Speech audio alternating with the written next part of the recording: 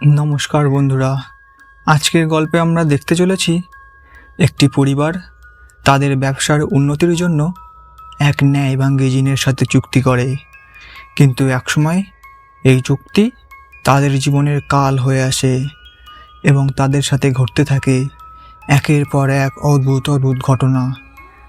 তো তারা কি এই জিনের হাত থেকে বাঁচতে পেরেছিল, নাকি এই জিনের কবলে পড়ে তাদের জীবন জাহান্নাম হয়ে গেছিল? সেটা জানতে হলে দেখতে হবে পুরো ভিডিওটি। গল্প শুরু হয় নাজিম নামক একটি মহিলাকে দেখিয়ে। সে আসলে আম্বার নামক এই সামনের গাছে ব্ল্যাক ম্যাজিক রিচুয়াল করতে এসেছিল। এখানে আম্বার নাজিমের সাথে একটি ডিমনিক জিনের কোনো ধরনের চুক্তি করিয়ে দিচ্ছিল, যাতে তার ব্যবসার উন্নতি ঘটতে পারে এবং তার সন্তানদের যেন সে ভালোভাবে মানুষ করতে পারে। নাজিমকে দেখলে আমরা বুঝতে পারি সে এই জিনের সাথে কোনো প্রকার চুক্তি করতে চায় না, কিন্তু তার কাছে এটা করা ছাড়া আর কোনো উপায় ছিল না। এরপর সিন এখান থেকে কাট হয়ে আসে 3 বছর পর, যেখানে আমরা দেখতে পাই নাজিম তার 3 সন্তানদের সাথে একা থাকতো, কারণ তার স্বামী কিছু বছর আগে মারা গেছিল। তার সন্তানদের নাম হলো রত্না, দানি আর দদি। যেখানে রত্না আর দদি স্কুলের স্টুডেন্ট ছিল এবং দানি বর্তমানে বেকার, যেটা নিয়ে নাজিম একটু আপসেট ছিল, কারণ সে চাইতো তার বড় ছেলে কোনো কাজবাজ করে যেন তার পরিবার চালাতে সাহায্য করে। একটু পর রত্না আর দদি স্কুলে চলে গেলে নাজিম দানির সাথে কথা বলতে আসে। সে দানিকে জব করার কথা বলে এবং তাকে জিজ্ঞাসা করে সে সারা রাত বাড়ি না এসে কোথায় থাকে, কিন্তু দানি তার কথার কোনো জবাব দেয় না। এই জন্য নাজিম দানিকে বাড়ি থেকে বেরিয়ে যেতে বলে, কারণ সে চায় না রত্না আর দদি বড় হয়ে তাদের দাদার মতো হোক। নিজের মায়ের মুখে এই কথা শুনে দানি বাড়ি থেকে বেরিয়ে যায় এবং যাওয়ার সময় সে বলে পরের বার সে এই বাড়িতে তখনই পা রাখবে যখন সে একজন সফল মানুষ হতে পারবে। এই জন্য নাজিমও তার ছেলের এই কথা শুনে নিজেও কান্না করতে থাকে। এরপর সিন এখান থেকে কাট হয় এবং আমাদের আরও 1 বছর পরে নিয়ে যাওয়া হয়, যেখানে নাজিম এখন তাদের একটি রেস্টুরেন্টের ব্যবসা চালাচ্ছিল এবং তার এই ব্যবসাটি বর্তমানে বেশ ভালোই চলছিল। তো নাজিম সকাল সকাল তাদের রেস্টুরেন্টে এসে অদ্ভুত ধরনের একটি সিগারেট জ্বালায় এবং সে এটা কোনো এক জিনের উদ্দেশ্যে অফারিং হিসেবে রেখে দেয়, কিন্তু আজ সিগারেটটি কিছুক্ষণ পরেই নিভে যায়, কারণ সেটা ভালোভাবে জ্বলেনি। এরপর আমরা রত্নাকে দেখতে পাই এবং সে তার থেকে বয়সের বড় একটি ছেলেকে ডেট করছিল, যার নাম হলো ব্রাম। অন্যদিকে দানিও তার জীবনে সফল হয়ে গেছে এবং সে একটি ভালো জব করছিল। সেই দিন রাতে দদির জল পিপাসা পায়, তাই সে রত্নাকে তার জন্য জল আনতে বলে, কিন্তু রত্না তার বয়ফ্রেন্ডের সাথে কথা বলতে ব্যস্ত থাকার কারণে সে দদিকে একাই জল আনতে বলে।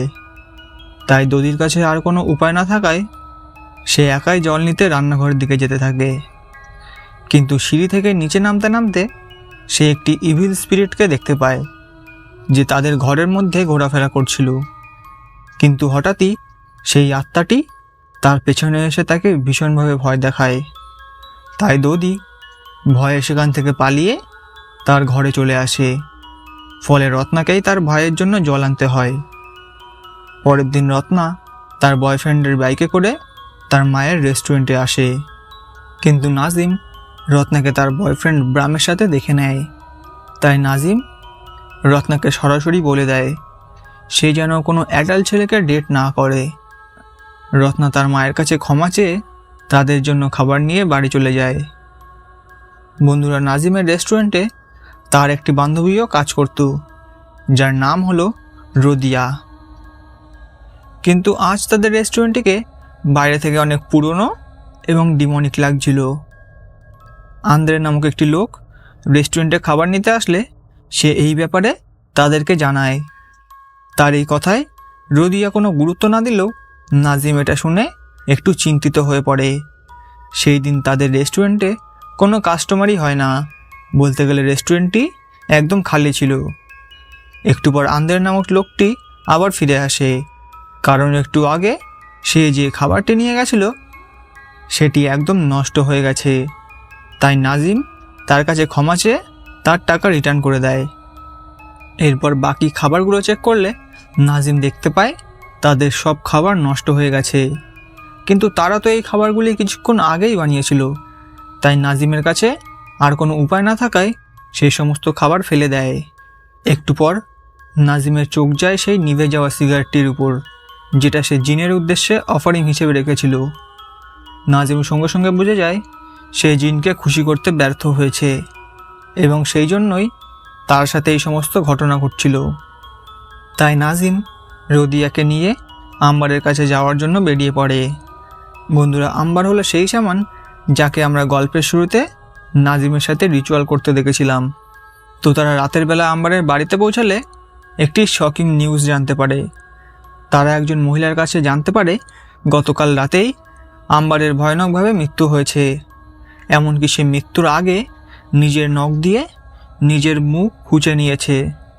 যেটা শুনে নাজিম একদম অবাক হয়ে যায়, কারণ আম্বারের মৃত্যু সেদিনই হয়েছে যেদিন সিগারেটটি নিভে গেছিল। নাজিম আম্বারের লাশের পাশে গিয়ে বসলে হঠাৎই মৃতদেহটি নড়াচড়া করতে থাকে এবং আম্বারের চোখ খুলে যায়। নাজিম ভয়ে ভয়ে আম্বারের চোখ বন্ধ করতে গেলে হঠাৎ করেই আম্বারের মুখ থেকে এক ধরনের কালো রক্ত বেরিয়ে আসে এবং সেটি নাজিমের মুখে গিয়ে পড়ে। নাজিম সেখান থেকে পালিয়ে বাইরে এসে মুখ ধুতে থাকে এবং সে ভালোভাবেই বুঝে যায় আম্বারের মৃত্যু আর রেস্টুরেন্টের খাবার নষ্ট হয়ে যাওয়া কোনো সাধারণ বিষয় ছিল না। অন্যদিকে দদি একা একা ঘরে বসে হরর মুভি দেখছিল। তখনই বাইরে থেকে কেউ একজন দরজায় খটখট করতে থাকে। তাই দরজা খোলার জন্য এগিয়ে যেতেই একটি খেলনায় পা বেঁধে সে নিচে পড়ে যায়। ঠিক তখনই দরজাটি একা খুলে যায়। দদি দরজার দিকে দেখলে সে একটি ডিমনিক এন্টিটিকে ঘরের ভেতর আসতে দেখতে পায়। কিন্তু যখনই দদি তার চশমাটি পরে নেয় তখনই সে তার মাকে দেখতে পায়, যে তার সাথে কথা না বলেই ঘরের ভেতরে চলে যায়। তাই দদির এটা একটু অদ্ভুত লাগে, কারণ প্রত্যেক দিন তার মা ঘরে এলে তার কপালে চুমু দিত, কিন্তু আজ দেয়নি। তাই দদি তার মায়ের পিছু করতে করতে তার রুমে এলে নাজিম তার সাথে কোনো কথা বলে না, কিন্তু হঠাৎই নাজিম ডিমনিকভাবে চিল্লিয়ে দদিকে দরজা বন্ধ করতে বলে। ফলে দদি এটা দেখে ভয় পেয়ে যায় এবং দৌড়ে রত্নার কাছে এসে সে জানায় তাদের মা বাড়িতে ফিরে এসেছে এবং অদ্ভুত রকম ব্যবহার করছে। রত্না এটা দেখার জন্য নিচে আসলে আবারও দরজায় খটখট শব্দ হয়। তাই রত্না আর দদি দরজা খুললে তারা নাজিম এবং রোদিয়াকে দেখতে পায়। নাজিম ভেতরে এসে দদির কপালে চুমু দিয়ে ঘরের ভেতরে চলে যায়। অর্থাৎ দদি এতক্ষণ যেটা দেখছিল সেটা ছিল ওই জিন। সেদিন মাঝরাতে নাজিমের শরীর খারাপ হতে থাকে এবং হঠাৎই রেডিওর শব্দে তার ঘুম ভেঙে যায়। তখন রেডিওতে কিছু অদ্ভুত ধরনের গান চলছিল। তাই নাজিম সেটিকে বন্ধ করতে যেতেই হঠাৎই কারেন্ট চলে যায়, ফলে ঘরটি অন্ধকার হয়ে পড়ে। তখনই সেখানে থাকা একটি ক্লজেটের দরজা খুলে যায় এবং ভেতর থেকে বেরিয়ে আসে ন্যায়বাঙ্গি জিন। সে নাজিমকে তার শক্তি দিয়ে হাওয়ায় ভাসিয়ে দেয় এবং দেওয়ালের সাথে বাড়ি খাওয়ার পরই নাজিমের ঘুম ভেঙে যায়। অর্থাৎ সে এতক্ষণ সব কিছু স্বপ্ন দেখছিল। পরের দিন নাজিম রত্নার স্কুলে যায় প্রিন্সিপালের সাথে দেখা করতে। সে প্রিন্সিপালের কাছে স্কুলের ফিস ভরার জন্য আরও কিছু সময় চায়। তখন এই প্রিন্সিপালের কাছে সে জানতে পারে ইতিমধ্যে তার বড় ছেলে অর্থাৎ দানি সমস্ত ফিস জমা করে দিয়েছে। তাই নাজিম দানিকে ফোন করে তার সাথে কথা বলতে বলে। সে জানতে পারে দানি বর্তমানে ভালো জব করছে এবং সে নিজেকে শুধরে নিয়েছে, কিন্তু নাজিম এখনও তার ছেলের উপর রেগেছিল। তাই সে দানির সাথে রুডভাবে কথা বলে। এরপর সিন চলে আসে রোদিয়ার উপর। সে রেস্টুরেন্টে বহু লোকেদের একাই খাবার সার্ভ করছিল, কিন্তু নাজিম কোনো একজনের কাছে জানতে পারে আজ তাদের রেস্টুরেন্টটি বন্ধ, যেটা তার কাছে একটু অদ্ভুত লাগে। তাই সে রেস্টুরেন্টটি দেখার জন্য বেরিয়ে পড়ে। সেখানে পৌঁছে তাদের রেস্টুরেন্টটিকে দেখে নাজিমের মাথা ঘুরে যায়, কারণ তাদের রেস্টুরেন্টটিকে দেখতে সম্পূর্ণ ডিমনিক লাগছিল এবং পচার দুর্গন্ধও আসছিল। নাজিম যখন রেস্টুরেন্টের ভেতরে যায় তখন সে একদম অবাক হয়ে যায়, কারণ সেখানে ভয়ানক সব আত্মারা পচা খাবারগুলি খেতে এসেছে। আসলে রোদিয়া জানতই না যে তাদের রেস্টুরেন্টে যারা খেতে এসেছে তারা কোনো মানুষ নয়, বরং সব প্রেতাত্মা। এই সমস্ত কিছু ছিল ন্যায়বাঙ্গি জিনের কারসাজি। সে রোদিয়াকে মায়াজালে ফাঁসিয়ে রেখেছিল। রোদিয়া নাজিমকে কিছু শুকনো পাতা দেখিয়ে বলে, দেখো আজ আমরা কত টাকা ইনকাম করেছি। এই সমস্ত কিছু দেখে নাজিম রোদিয়াকে নিয়ে একজন সামানের বাড়িতে আসে এবং নাজিম তার সাথে এই কদিন ঘটে যাওয়া সমস্ত ঘটনাগুলি সামানের কাছে খুলে বলে। তাই সামান কিছু ব্ল্যাক ম্যাজিক রিচুয়ালের সাহায্যে জানতে পারে নাজিমের সাথে ঘটে যাওয়া ঘটনার পেছনে ছিল একটি জিন। জিনটি সঙ্গে সঙ্গে নাজিমকে পজেস্ট করে নেয় এবং বলে সে হলো ন্যায়বাঙ্গি। এরপর জিনটি সামানকে উদ্দেশ্য করে বলে সে যদি এই খেলায় কোনো ধরনের ব্যাঘাত ঘটায় তাহলে সে তাকে খতম করে দেবে। এই বলে জিনটি থ্রেট হিসেবে সামানকে কিছুটা আহত করে দেয় এবং পরপরই সেখান থেকে উধাও হয়ে যায়। এরপর নাজিমের জ্ঞান ফিরে আসলে সামান তাকে জানায় সে ন্যায়বাঙ্গি নামক জিনের সাথে কোনো এক সময় চুক্তি করেছিল, কিন্তু সে বর্তমানে তাকে খুশি করতে ব্যর্থ হয়েছে। তাই জিনটি এখন তার পুরো পরিবারকে খতম করে দেবে। সামান বলে সে এই জিনকে হারাতে তাদের কোনো সাহায্য করতে পারবে না। এই বলে সে তাদেরকে বাড়ি থেকে বার করে দেয়। এই জন্য রোদিয়া এবং নাজিম সাহায্যের আশায় আম্বারের বাড়িতে যায়। যখন নাজিম বাইরে থেকে ঘরের ভেতরে চেক করে সে কাউকেই দেখতে পায় না, কিন্তু যখনই নাজিম সেখান থেকে চলে যেতে থাকে তখনই দরজা নিজে থেকেই খুলে যায়। নাজিম ঘরের ভেতরে ঢুকে চেক করলে তার পেছনে চলে আসে নিয়াবাঙ্গি। সে নাজিমকে ভীষণভাবে ভয় দেখায়। এরপর সিন চলে আসে ব্রাম এবং রত্নার কাছে, যেখানে ব্রাম আজ রত্নাকে তার বাড়িতে নিয়ে এসেছিল। প্রথম সমস্ত কিছু নর্মাল থাকলেও পরবর্তীকালে ব্রাম রত্নার সাথে খারাপ কিছু করতে চায়, যেটা রত্নার একদমই পছন্দ হয় না। এখন সে মনে করে তার মা যেটা বলেছিল সেটা তার শোনা উচিত ছিল। তাই সে ব্রামের সাথে ব্রেকআপ করে সেখান থেকে পালিয়ে যায়। সেই দিন রাতের বেলা নাজিম আর রোদিয়া বাড়ি ফিরে আসে, কিন্তু নাজিমকে দেখে একটু অন্যরকম লাগছিল। এরপর রোদিয়া বাচ্চাদের জানায় নাজিম আজ সকাল থেকেই কোনো কথা বলেনি এবং রাতের বেলায় যদি কোনো প্রবলেম হয় তাহলে তারা যেন রোদিয়াকে কল করে। এই বলে সে চলে যায়। বন্ধুরা, দদি এখানে নাজিমের পেছন পেছন একটি জিনকে ঘরের ভেতরে আসতে দেখতে পায়। এরপর রোদিয়ার চলে যাওয়ার পর রত্নার দদি বাথরুম থেকে কিছু শব্দ শুনতে পায়। তাই তারা দুজনে বাথরুমে গিয়ে চেক করলে একদমই ভয় পেয়ে যায়, কারণ নাজিম জিনের কথা শুনে নিজের শরীরে গরম গরম জল ঢালছিল। গরম জলের কারণে নাজিমের চামড়া পুড়ে যায়। তাই রত্না দদিকে গামছা আনতে বললে দদি গামছা আনতে গেলে গামছাটি পেছন থেকে ধরে নেয় নিয়াবাঙ্গি, কিন্তু সে তখনই উধাও হয়ে যায়। এরপর তারা দুজন নাজিমকে রুমে নিয়ে এসে তার গায়ে মলম লাগিয়ে দেয়। একটু পর রত্না নাজিমকে খাবার খাওয়াতে গেলে নাজিম কালো ধরনের রক্ত বমি করে, যেটা দেখে তারা ভয় পেয়ে যায়। তাই রত্না আর দদি ফোন করে দানিকে, কিন্তু সে তো তখন নামাজ আদা করছিল, তাই সে তাদের ফোনটি ধরতে পারে না। কিছুক্ষণ পর বাড়ির অবস্থা আরও খারাপ হতে থাকে, কারণ নাজিমের সাথে সাথে এখন দদিরও কিছু একটা হয়ে যায়। আসলে জিনটি এখন দদির উপরেও তার প্রভাব ফেলা শুরু করেছে।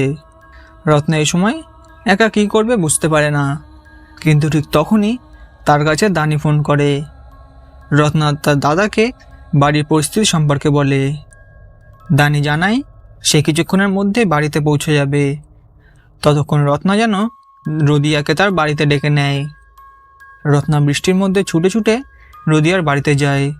সে রোদিয়াকে ডেকে তার বাড়িতে নিয়ে আসে। ততক্ষণে দানিও সেখানে পৌঁছে গেছে। তারা তিনজন বাড়িতে প্রবেশ করলে নাজিম আর দদিকে সেই ঘরে খুঁজে পায় না, কারণ নাজিম এখন সম্পূর্ণভাবে জিনের কাছে পজেসড হয়ে গেছে এবং সে দদিকে জোর করে স্নান করাচ্ছিল।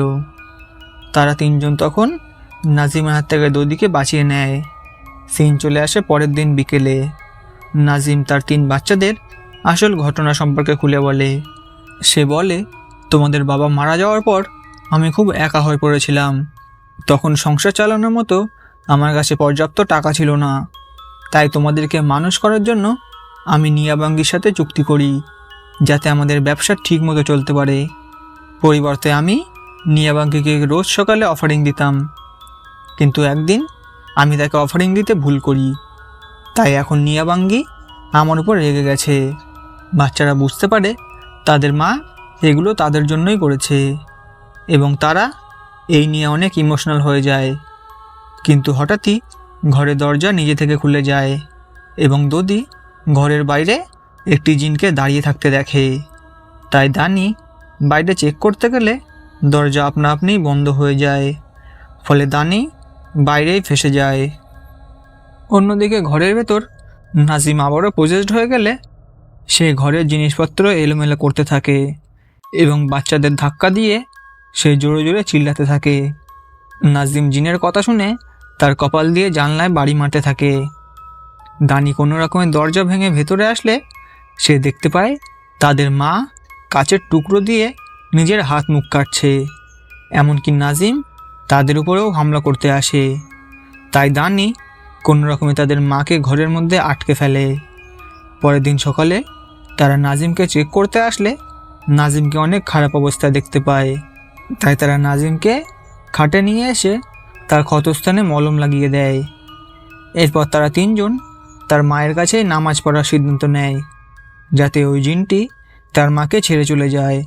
কিন্তু যখনই তারা নামাজ আদা শুরু করে তখনই নাজিমের উপর আবার ওই জিনটি ভর করে নেয়।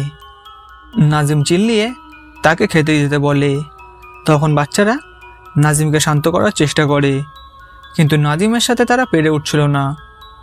তাই তারা 3 জন মিলে নাজিমকে খাটের সাথে বেঁধে রাখে, যাতে নাজিম কিছু না করতে পারে।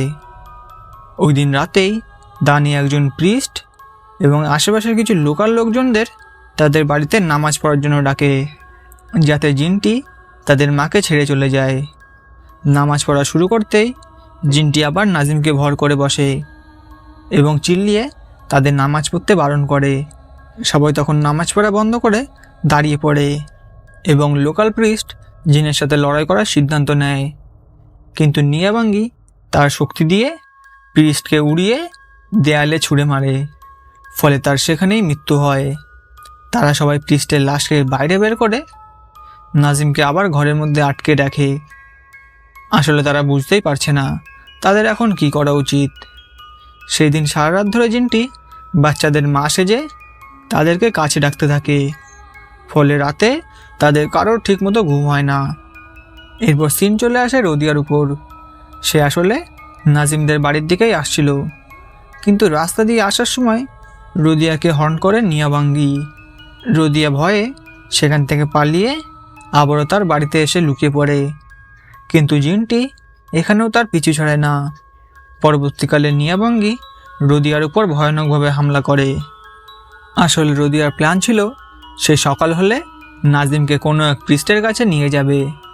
সেই জন্য দানি তার 3 বন্ধুর সাহায্যে নাজিমের হাত পা ভালো করে বেঁধে নেয়, যাতে যাওয়ার সময় নাজিম কোনো রকম ব্যাঘাত না ঘটাতে পারে।